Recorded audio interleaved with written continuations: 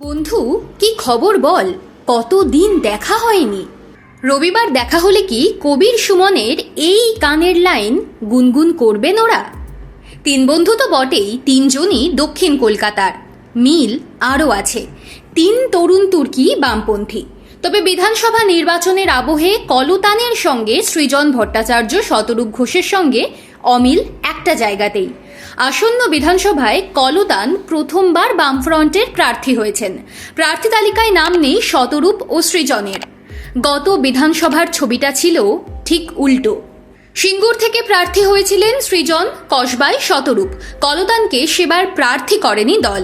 এবার কলতান শুধু প্রার্থী হয়নি, তার কেন্দ্র পানিহাটি এখন আলোচনার কেন্দ্রবিন্দুতে।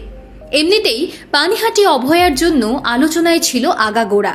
এখন সেখানে অভয়ার মা বিজেপির প্রার্থী হয়েছেন। সেই সঙ্গে প্রার্থী হওয়ার পরে অভয়ার মায়ের আন্দোলন সংক্রান্ত সিপিআইএমকে নিয়ে কিছু মন্তব্য ঘিরে বিগত কয়েকদিন ধরেই রাজ্য রাজনীতি সরগরম। প্রার্থী হয়ে কলতান দাশগুপ্ত গিয়েছিলেন অভয়ার মায়ের সঙ্গে দেখা করতে। সেদিন নাকি বামেদের প্রতি উষ্মাই দেখিয়েছিলেন তিনি।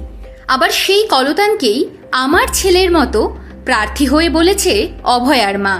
সোজা কথায় পানিহাটি কেন্দ্র নিয়ে উত্তেজনা তুঙ্গে। এমন আবহে রবিবার পানিহাটিতে যেন মিলে যেতে চলেছেন বাম তারুণ্যের ত্রিমূর্তি। কলতানের সমর্থনে রবিবার পানিহাটিতে 29শে মার্চ মহামিছিলের ডাক দিয়েছে সিপিআইএম।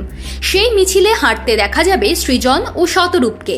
এমনিতে আসন্ন ভোটে সংগঠনের কাজই করছেন শতরূপ ও সৃজন। বিভিন্ন জায়গায় দৌড়াতে দেখা যাচ্ছে তাদের। সৃজন আবার যাদবপুরে বিকাশ রঞ্জন ভট্টাচার্যের নির্বাচনী কেন্দ্রে সাফল্য নিয়ে আসার ব্যাপারে রীতিমতো সামনে থেকে নেতৃত্ব দিচ্ছেন। পানিহাটি ইস্যুতে সরগরম রাজনীতি নিয়ে চুপ করে বসেছিলেন না শতরূপও। অভয়ার মায়ের প্রতি পূর্ণ শ্রদ্ধা রেখেও যুক্তি দিয়ে নিজের বক্তব্য পেশ করেছিলেন তিনি। পানিহাটিতে এবার কলতানের সমর্থনে গলা ফাটাবেন সৃজন, শতরূপরা। ঠিক যেমনভাবে গত বিধানসভা নির্বাচনে বন্ধু কমরেডদের জন্য ঝাঁপিয়ে পড়েছিলেন কলতান।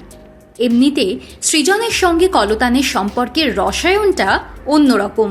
দুজনকেই কমিউনিস্ট পার্টিতে নিয়ে এসেছিলেন কলতানি। সে কথা সব সময় বলেন সৃজন নিজেই। তাই প্রিয় কলতানদার প্রতি সৃজনের একটা আলাদা আবেগ কাজ করে।